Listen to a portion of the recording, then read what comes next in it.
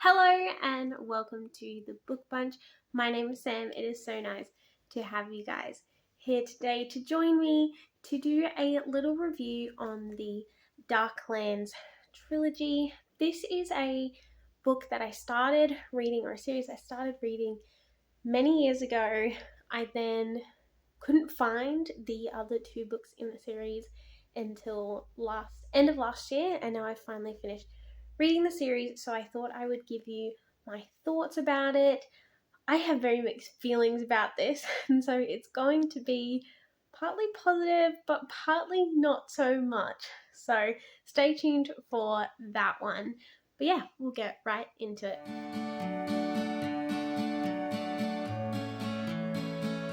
So the Darklands Trilogy, it has The Night People, Skyfall and Daywoods in it. This series is by an Australian author, which I didn't actually realise when I first read the initial book. And then, yeah, when I was looking into more of this, I found out that it's actually by an Australian author, which is kind of cool because I haven't read heaps of Australian authors, which I kind of feel bad about as an Australian myself. So if you know any good Australian authors, hit me up. But this is a sci-fi series that is different to anything I've kind of read before, or at least the first one is. And it is, yeah, that's just a lot. So I'm going to quickly explain the overview of the series, and then I'm going to get into spoilery things. So if you don't want to have it spoiled for you, you can just tune out and come back next week. But The Night People is about this, I guess you'd say, tribe of people who live in a place called the Darklands, which is a relatively barren land that is surrounded by this giant wall, or like kind of like dead land, I guess, that they can't get past. And this has a lot of almost mystical kind of aspect to it, because there is the Earth Mother, which is the force of nature that lives in the earth, and then there's the Sky Father, which is the force of nature that lives in the sky. And there's these people called dreamers who can get dreams, for starters, that are given to them by the Earth Mother and the Sky Father, but they can also connect into the Earth Mother and sense her and sense the land and sense people's life force and animals' life force, so that they can know where to find water, where to find food, all of that kind of thing. They can tap into humans in either a positive way, where they kind of become one, or they can burn people out, where basically if they're being attacked, they can push their mind onto someone and burn out that person's existence, which is really severe. But yeah, it's all part of this thing called reaching. And there is this prophecy where the Earth Mother and the Sky Father, they were kind of separated, and the Sky Father hasn't reigned on the Earth for a long time, and the Earth Mother is kind of dying and trying to hold on to her life, and she is going to send a girl who can reach, because typically only men can reach, and she will save the planet, basically. It is kind of dystopian and sci-fi because it is set after the world is mostly destroyed by humans, and they are called the Sky People or the Night People. They've given a few different names over the course of the series, because they fly in these ships and they can only come out at night. And they come down to the Darklanders and they take children that are viable. Any children that aren't viable get, unfortunately, burned, and the viable, the mothers that are able to give birth get stolen as well. So the Darklanders are kind of dying out because all of their childbearing women and viable children are being taken away, And so it gets to the point where there is only one girl left that can give birth. She gives birth, and the night people come to steal her and the baby. So they hide the baby from the night people, and we follow this girl as she kind of grows up in the Darklands and is being hidden from the night people. And we follow her journey, and she learns about her reaching and all different kinds of things, and she travels all over the Darklands, and there's a rather large twist at the end, which is rather good. I really enjoyed this first book. I gave this first book 5 out of 5 stars. It was so good, and like I said, not really like anything I've ever read before. It kind of gives me Dune vibes, but I don't really know why, because it's definitely not like Dune. I don't know if it's just because of the landscape or what, but it's really, really cool. It also kind of reminds me of like the Aboriginal culture and things like that. Obviously, this is more fantastical and things like that. It is made up, but it gives me that same sense of culture and community and protecting the people who can connect to the earth and having that really strong connection to the earth and things like that. But yes, it's really, really good. But the rest of the series is not quite like this. So this is where I'm going to kind of let you know that if you're expecting the whole series to be like this first book, it's not. And for me, it meant that the series fell a bit flat. So the other 2 books, I would probably only give a 3.5, maybe a 4 out of 5 stars. So I only am really recommending the first one. But obviously, if you get sucked into it, you might want to read the rest as well, because the ending is very much so a cliffhanger. Yeah, that's all I'm going to say about the non-spoilery things. So if you don't want the rest of the series spoiled for you, please have a good week, and I'll see you in the next one. But now for everybody else that is going to stay and hear my somewhat of a rant, here we go. So yes, I love the Night People. I love that they follow Soraya. I'm going to call her Soraya. I don't know if that's how you actually pronounce it or not, but that's what I was kind of going with in my head. I love her character. I love her connection to the people and the land, and discovering about her and the land, and like all the people she meets, and Darian, and like finding out that that's her father and all of that kind of thing, and all of that is really good. I love that book. It was so magical and so great in so many good ways. But then she decides to surrender herself to the Night People, which is all well and good. Loved that cliffhanger. It was really interesting. But I don't like how the series went from there, because in the next book,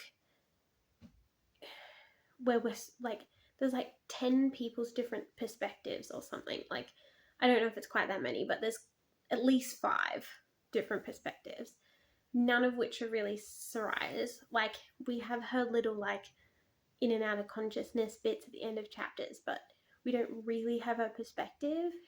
I don't like that. I don't like that the story kind of breaks away from her so much.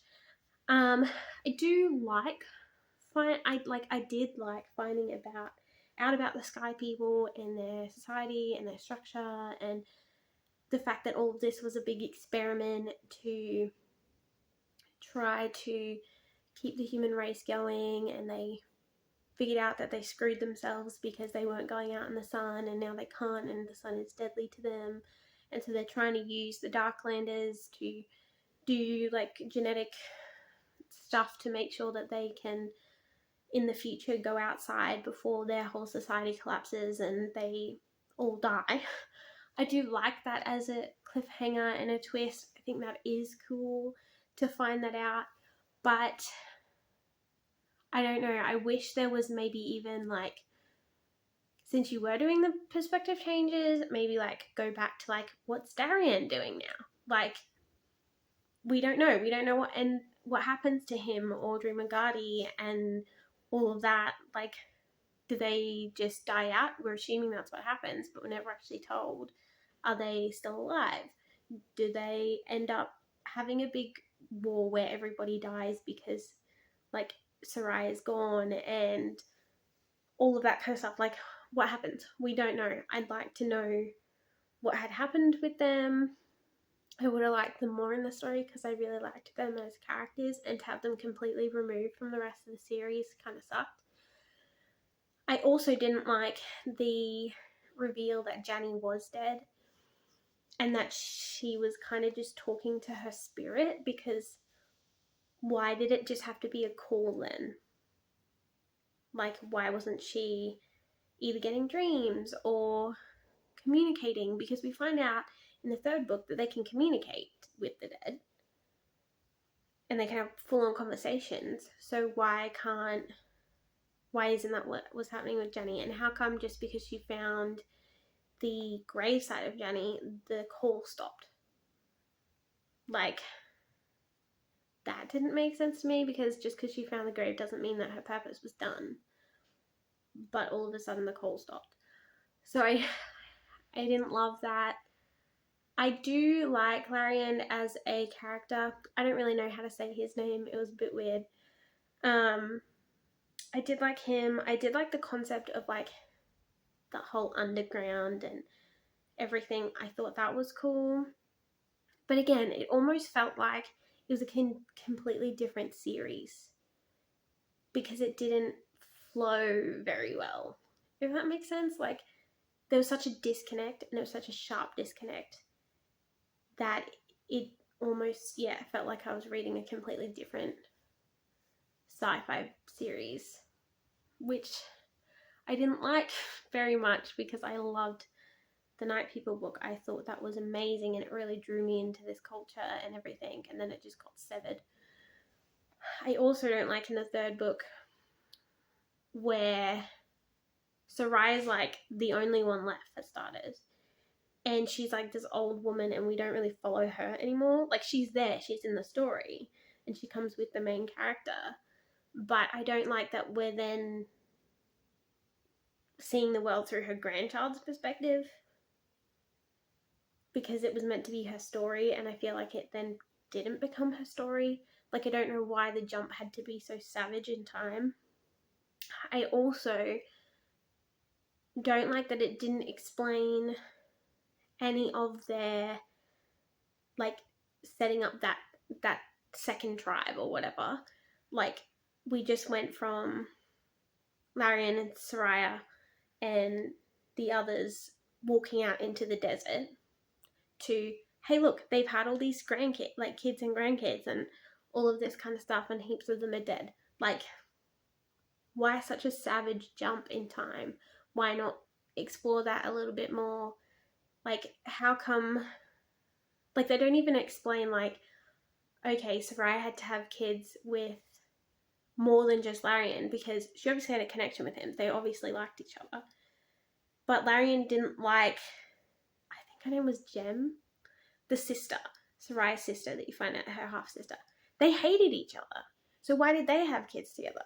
Like, there was no, oh, we've had to put our differences aside for the betterment of humanity, and so we all had kids with each other, and, like, we didn't really pair up. We just, like, you know, they didn't explain any of that.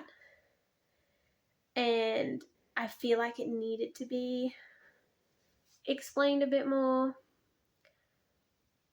Yeah, because I feel like that, like, it would have been interesting to explore that, because there would have been so much tension between the brothers and then the sisters, obviously, and then, like, even the sisters and the brothers against each other, if that makes sense, because they all had different perspectives on life, on these issues, on everything. And then,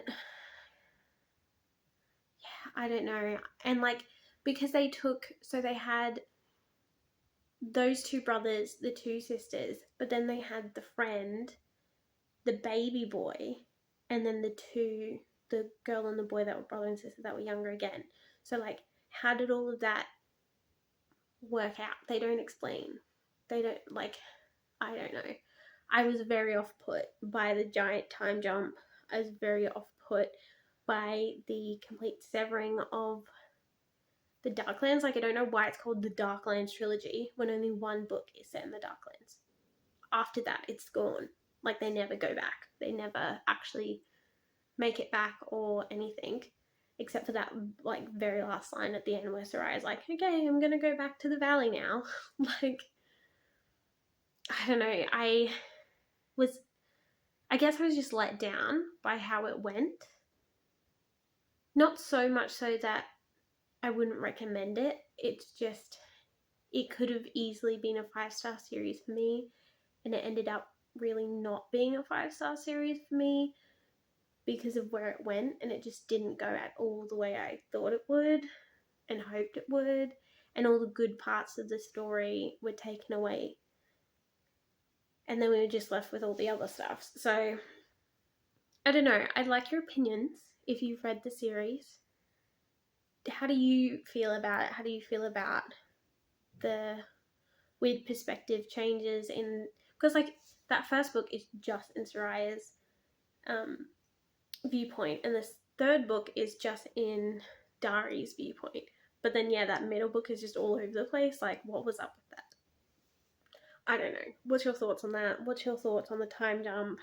And did you want to know what happened to the Darklanders? Did you want to know all of that stuff? I don't know.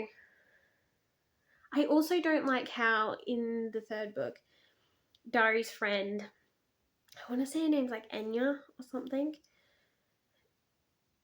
her personality change was weird, did not make sense, and it didn't add to the story in any way. I don't know why they did that.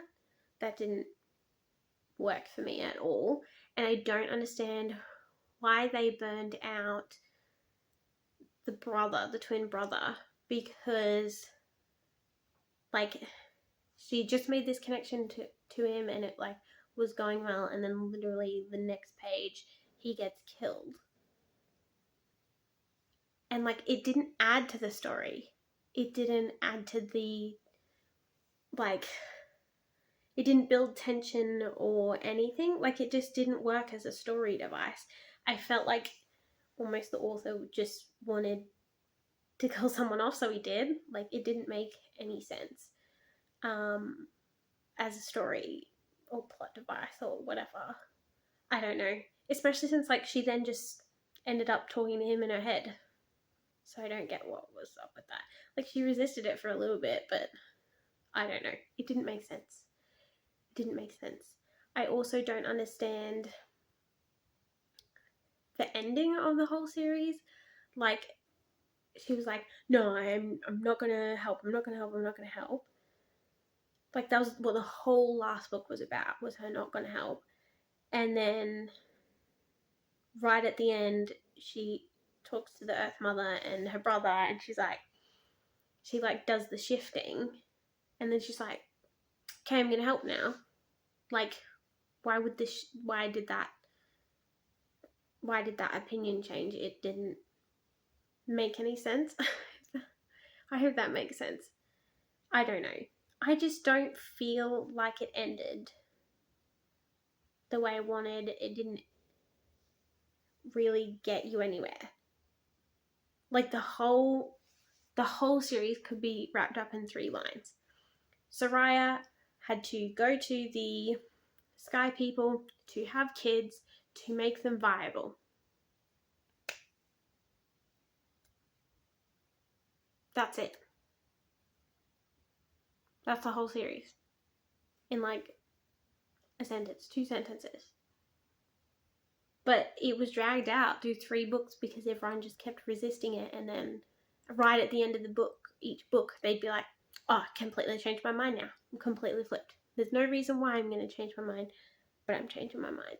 Like, even the first book with the Night People, even though I really loved that book, my only qualm with it is that whole time she was running and running and running and running and running and running and running and running. Even like the whole time she was in like each little town and everything. Like she was hiding right up until that like last chapter, and then she's like, actually no, I'm gonna go, bye. Like, why? Like, I know she was like, I gotta do the call, but like, she, is it just she had to see the wall to believe it? Like, I don't get why she all of a sudden had a change of heart. That doesn't make sense. And so yeah, I don't know. That's where I'm gonna leave it, because I just don't know how to portray anymore how disappointed I guess I am in this series. But I do want you to let me know in the comments below your thoughts. If you agree, if you disagree, if you've read it, if you are gonna read it or not now. But yeah, I would love someone else to put some perspective on this one for me, because it really did fall flat and I'm really disappointed by that. So yes, that is the Darklanders trilogy. I hope you guys have a great week, and I'll see you in the next video. Bye!